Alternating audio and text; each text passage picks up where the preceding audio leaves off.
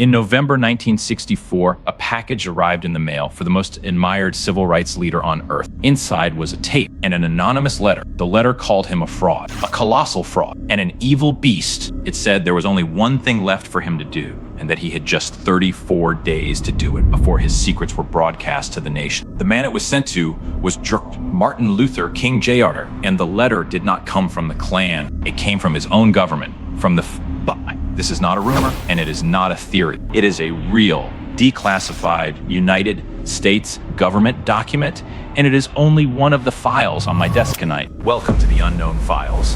8 real operations your own government built, denied, and was eventually forced to expose. Every one of them is sourced, every one of them is true, and the final file is the one where the AI was made to write down a list of its own crimes in its own words and hand it over. Let's open file number 1. File 1, COINTELPRO. The name is short for Counterintelligence Program, and for 15 years it was the FBI's secret war against its own citizens. Starting in 1956, under Director J. Edgar Hoover, the Bureau set out not to investigate crime, but to, in its own words, expose, disrupt, and neutralize Americans it had simply decided were a threat. Civil rights leaders, anti-war students, black activists, people whose only crime was organized. The most infamous target was Martin Luther King Jr. The FBI bugged his hotel room and then used what it recorded to mail him that anonymous letter, the one that pushed him towards suicide just weeks before he accepted the Nobel Peace Prize. Hoover privately called him the most dangerous man in America. And here's the part that should chill you. None of this was ever supposed to come out. It only did because on the night of March 8th, 1971, while the entire country was glued to a famous heavyweight boxing match, a small group of activists picked the lock of a tiny FBI office in Media, Pennsylvania, and stole every file inside. They mailed those files to the newspaper, and one word kept appearing on documents nobody outside the Bureau had ever seen: COINTELPRO. That single break-in led to the Church Committee, the most damning investigation of the FBI in history, which confirmed the program was real, illegal, and aimed squarely at the constitutional rights of America. The FBI had spied on, blackmailed, and tried to destroy the very people it was sworn to protect, and it had done it to hundreds of thousands of citizens. If a burglary had not exposed it, we might never have known. And believe me, it only gets stranger from here. File 2, the plots to kill Fidel Castro. When investigators finally started digging into the case, they found something that reads like a rejected spy movie script, except every word of it was real, and all of it was paid for with tax dollars. Between 1960 and 1965, they tried to assassinate the Cuban leader at least 8 separate times, and the methods got more ridiculous with every attempt. They started simple. Poison pills slipped into his drink. When that failed, they moved to poisoned cigars, laced with a toxin so strong that just touching it to your lips could kill you. Then the imaginations really got loose. They built an exploding seashell, painted in bright colors, to be planted on the sea floor, where Castro liked to go dive. They prepared a diving suit, dusted on the inside with fungus and tuberculosis bacteria, to be handed to him as a friendly gift. They even cooked up a scheme to dust his shoes with thallium salts so that his famous beard would fall out, purely to humiliate him in public. And here is the most disturbing detail of all: to do the actual killing. They went into business with the American mafia. They recruited real mob bosses, the same men the FBI was trying to put behind bars, and asked them to murder a head of state. One of those poison plots was still in motion. On November 22nd, 1963, at the very hour, an officer was handing a Cuban agent a poison pen to use on Castro. 1,000 miles away, in Dallas, President Kennedy was shot dead. None of it ever worked. Castro outlived 10 American presidents and died an old man in his bed. But the documents are real, and the agency was eventually forced to admit every single word. File 3, the human radiation experiments. This one is not about spy. It is about doctor and the patients who trusted as America raced to build the atomic bomb in the 1940s. Scientists realized they did not actually know what radiation did inside the human body, so they decided to find out using people who had no idea what was being done to them. Beginning in 1945, government doctors injected at least 18 patients with plutonium, one of the most toxic substances on Earth, and never told a single one of them. One victim, a house painter named Albert Stevens, was wrongly diagnosed with cancer and injected with so much plutonium that he became, and still remains, the human being who has survived the highest radiation dose in recorded history. He was never told he lived for 20 more years as an unwitting experiment. And it did not stop with needles. In a program chillingly named Project Sunshine, the government quietly collected thousands of human bodies from around the world to measure how much nuclear fallout had soaked into our bones. They were especially interested in babies. Stillborn infants and dead children were taken, sometimes without ever asking the parents, and shipped off to lab. At a school in Massachusetts, disabled boys were fed oatmeal laced with radioactive material and told only that they had joined a special science club. It took until 1995 for the full picture to surface, when a federal committee finally cataloged all of it, and a sitting president stood up and formally apologized to the victims and their families. The bomb did not only have casualties in Japan, it had them in American hospitals, nurseries, and schoolrooms, and almost no one ever knew. File 4, Operation Popeye. By the late 1960s, the United States was bogged down in Vietnam and could not stop the flood of supplies pouring down the Ho Chi Minh Trail. So the military tried something that sounds impossible. They decided to weaponize the weather itself. From 1967 to 1972, American planes secretly flew thousands of missions over Vietnam, Laos, and Cambodia, seeding the clouds with silver iodide to force them to rain. The goal was to stretch the monsoon season for months, flood the dirt road, trigger landslides, and wash the enemy's supply routes into the mud. The unofficial motto inside the unit was, "Make mud, not war." For 5 years, it was one of the best kept secrets of the war, until the columnist Jack Anders and then the reporter Seymour Hersh dragged it into print, and a stunned Senate hauled the Pentagon in to explain itself. Under oath, the military admitted everything. The United States had run a secret rainmaking war for half a decade, deliberately reshaping the climate over other countries as a weapon of war. The backlash was so fierce that it led directly to a United Nations treaty signed in 1977 that bans the use of weather modification as a weapon to this very day. Sit with that for a second. The world needed an international treaty specific to make it illegal for a government to turn the sky into a weapon, because one government had already done exactly that. File 5, the Berlin Tunnel, at the height of the Cold War, with the city of Berlin split between East and West.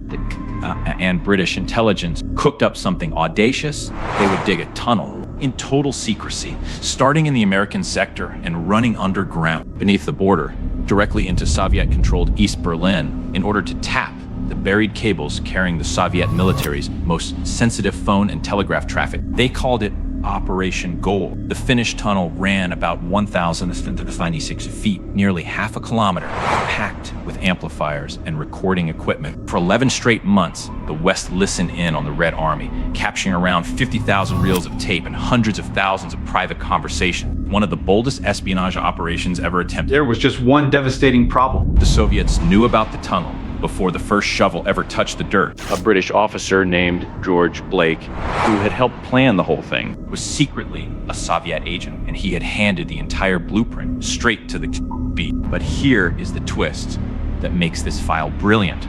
The Soviets did not shut the tunnel down, because doing so would have exposed Blake as their mole. So for almost a year, they let their enemy keep listening, careful never to reveal that they knew. And when they finally staged a dramatic discovery in 1956 and paraded reporters through the tunnel for propaganda, Western analysts realized something incredible. To protect their spy, the Soviets had never warned their own army to change how it communicated. So a huge amount of that intelligence had been completely genuine. Both sides walked away, convinced they had won. And the public did not learn the full story until declassified it decades later. File 6, and after all of that darkness, this one is almost a comedy, right up until you remember who paid for it. Acoustic Kitty in the 1960s. I had a problem. They desperately wanted to eavesdrop on Soviet officials, but their hidden microphones kept getting discovered.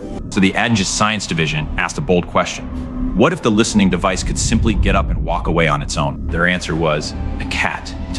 Surgeons took an ordinary house cat and turned it into a living spy. They implanted a microphone inside its ear, a tiny transmitter at the base of its skull, and threaded a thin antenna up through its fur all the way out to its tail. According to a former officer, the whole program cost around $20 million. $20 million to build a single robot cat. At last, the day came for its first real mission. The cyborg cat was driven to a park near a Soviet compound and released to wander toward two targets sitting on a bench. The cat took a few steps, ignored its multi-million-dollar training entirely, strolled into the street, and was instantly hit by a passing taxi. The project was quietly canceled. A heavily censored memo about it sat hidden for decades, until it was finally declassified, with the dryly insisting the work had been, quote, a remarkable scientific achievement. $20 million. One cat, one taxi. Your government, hard at work. File 7. Project Iceworm in 1959. The United States Army began building something that should not have been possible. An entire base buried deep inside the Greenland ice sheet. They called it Camp Central. And to the world, it was a triumph of science. A city under the ice with dormitories, a hospital, a chapel, a laboratory, even a movie theater and a barber shop, all carved into tunnels in the frozen north and powered by its very own portable nuclear reactor. That was the cover story. The real plan was far bigger, and it carried its own code name, Project Iceworm. The secret idea was to dig a vast, hidden web of tunnels beneath the ice, more than 50,000 square miles of them, and fill them with up to 600 nuclear missiles shuttled around on rails under the snow so the Soviets could never find them or target them. An invisible nuclear arsenal hiding inside a glacier, aimed straight at Moscow. There was only one thing the army did not account for. The ice was alive. The Greenland ice sheet is constantly flowing and shifting, and within just a few years it began crushing the tunnels and bending the chambers far faster than anyone had predicted. By 1967, the dream was dead, the base was abandoned, the reactor hauled back out, and the whole thing left to be slowly swallowed by the snow. The government of Denmark, which actually owned Greenland, was never told it might be hosting hundreds of American nuclear weapons. The full truth stayed frozen until 1997, when declassified documents finally exposed. And there is a modern sting in the tail as the climate warms and that ice melts. The toxic and radioactive waste they left buried up there may one day rise back to the surface. File 8, the file made of all the other files, the family jewels. By 1973, it was scared. Watergate had just shown the country that men tied to the agency were willing to break the law on American soil. And the new director, James Schlesinger, was terrified of what else might be hiding inside his own building. So he gave an extraordinary order. He told employees to write down every activity the agency had ever carried out that might have been illegal or that fell outside its legal charter. And they did. The result was a collection of internal confessions, roughly 700 pages long. And inside the agency, they called it darkly the family jewels. It was, in plain terms, a catalog of the agency's sins, written by the sinners themselves. The assassination plots, the spying on American journalists and protesters, the secret opening of private mail, the mind control research, the years-long detention of a defector in a hidden cell. Some of the very files you've heard tonight were sitting right there inside it. For years, it was the most closely guarded secret the agency had. Then, in 1974, the reporter Seymour Hersh got wind of it, and the dam broke. The scandal forced open the Church Committee hearings and created, for the first time in American history, permanent oversight of the intelligence agency. But the document itself, the actual family jewels, stayed locked away for another 3 decades. It was not until June 25th, 2007, that the KA was finally forced to release all 700 pages to the public. The agency had written down its own crimes in its own hand, and then spent 34 years making sure that you could never read them. 8 files, every one of them real, every one buried, denied, or laughed off, until the truth was finally dragged into the daylight. A secret war on American citizens, poisoned cigars, and a mob hit on a foreign leader. Plutonium in the veins of patients who never agreed to a thing. Rain turned into a weapon of war. A spy tunnel under a divided city, a $20 million cat, a nuclear fortress hidden inside a glacier, and an agency forced to publish a list of its own crimes. But here's the thought that should sit with you tonight. Every single one of these only ever came out because something slipped. A box was misfiled. A burglar got lucky. A reporter caught a whisper. A law finally caught up. These are only the secrets they lost control of. So ask yourself one question. If this is what they were forced to admit, what is still sitting in the files they have never once had to open? Tell me in the comments which file disturbed you the most and which one you want me to open next. Subscribe to the Unknown Files, and I will see you when the next one is declassified.